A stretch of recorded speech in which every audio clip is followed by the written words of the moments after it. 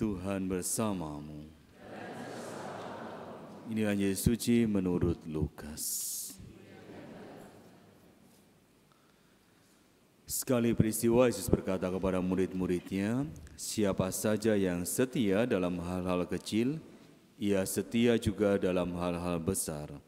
Dan siapa saja yang tidak benar dalam hal-hal kecil, ia tidak benar juga dalam hal-hal besar. Jadi jika kamu tidak setia dalam hal mamon yang tidak jujur, siapakah yang akan percayakan kepadamu harta yang sesungguhnya? Jika kamu tidak setia mengenai harta orang lain, siapakah yang akan memberikan hartamu sendiri kepadamu? Seorang hamba tidak dapat mengabdi kepada dua tuan, karena jika demikian, ia akan membenci yang seorang dan mengasihi yang lain. Atau ia akan setia kepada yang seorang dan tidak mengindahkan yang lain. Kamu tidak dapat mengabdi kepada Allah dan kepada Mamon. Demikianlah sabda Tuhan.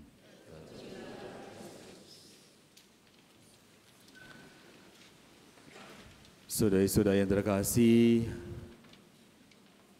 Tuhan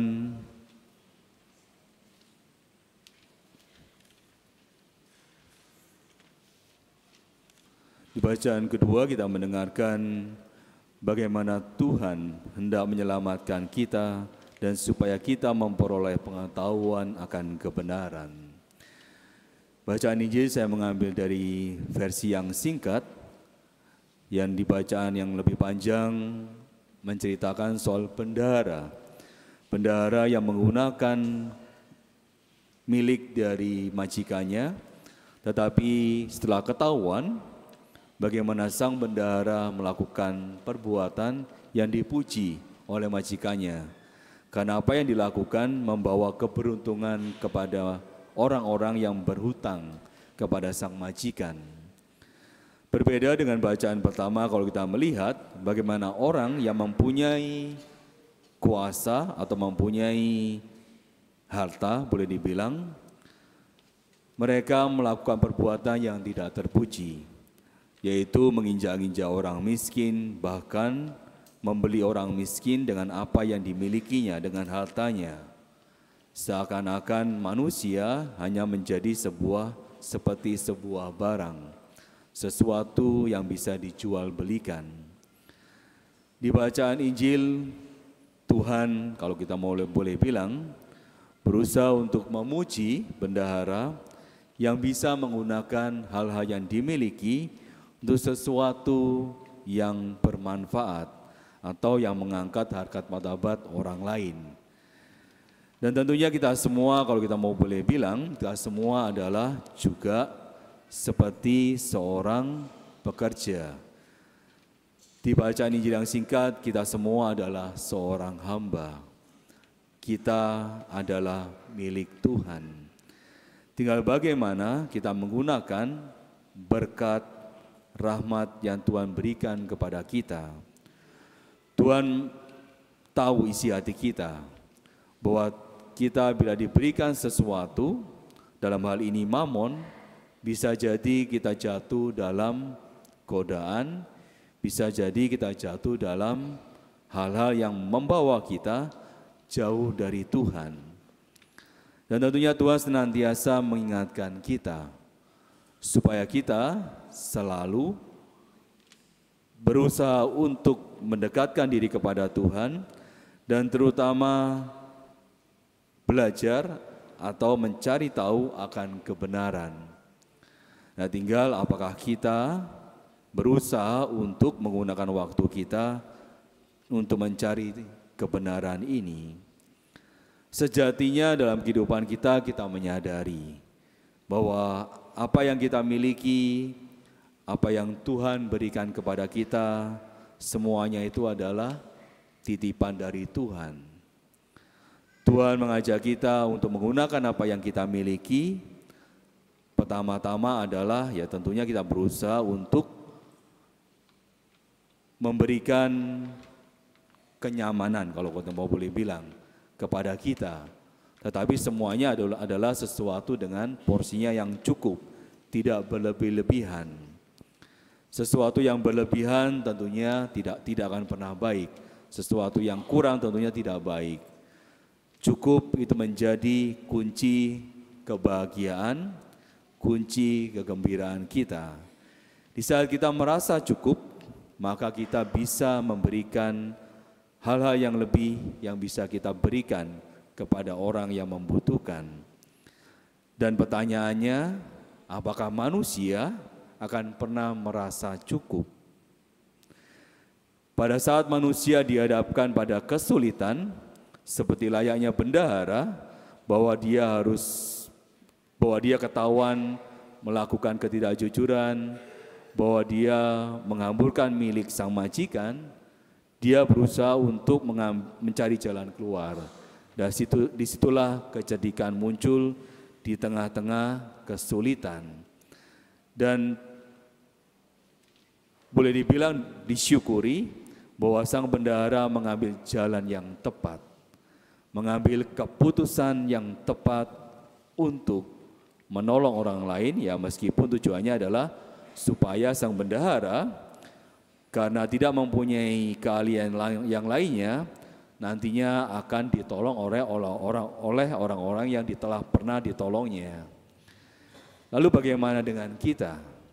Mungkin kita tidak punya keahlian banyak, mungkin kita tidak mempunyai hal-hal yang berlebihan. Bisa jadi apa yang kita miliki sesuatu yang cukup. Bisa jadi apa yang kita berikan waktu, tenaga, bahkan mungkin perhatian. Santa Mother Teresa yang melayani orang-orang di India menyadari bahwa kemiskinan bukan hanya soal materi, tetapi banyak bentuk kemiskinan yang dialami masyarakat India. Tetapi saya rasa itu juga dialami oleh semua orang. Kemiskinan akan perhatian, kemiskinan akan kasih sayang, kemiskinan akan kehadiran orang-orang yang dikasihi, kehadiran orang tua, kehadiran teman-teman. Kemiskinan akan empati. Ini semua adalah kemiskinan yang mungkin tidak terlihat. Orang tua yang terus bekerja dan bekerja, yang katanya untuk membahagiakan anak-anak, yang katanya untuk memenuhi kebutuhan anak-anak. Tetapi saya rasa bagaimana anak-anak juga membutuhkan kehadiran orang tua, membutuhkan perhatian orang tua, membutuhkan kasih sayang orang tua. Dan terlepas dari semua alasan yang kita buat, kita berusaha untuk senantiasa berbuat yang benar. Maka bersama Tuhan yang senantiasa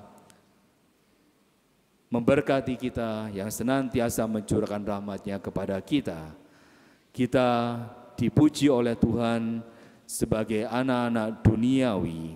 Tentunya kita berusaha juga untuk menjadi anak-anak terang. Anak-anak duniawi tahu apa yang terbaik bagi orang lain, berusaha cerdik untuk memenuhi kebutuhannya, terlebih lagi anak-anak terang. Anak-anak terang yang berusaha untuk bersama-sama dengan rahmat Tuhan hadir di tengah-tengah kehidupan orang-orang yang membutuhkan. Entah itu kebutuhan akan perhatian, akan kasih sayang, akan kehadiran, bukan semata-mata akan materi. Maka di tahun pengharapan ini kita datang kepada Tuhan, mendekat kepada Tuhan, kita membuat pertobatan yang sejati.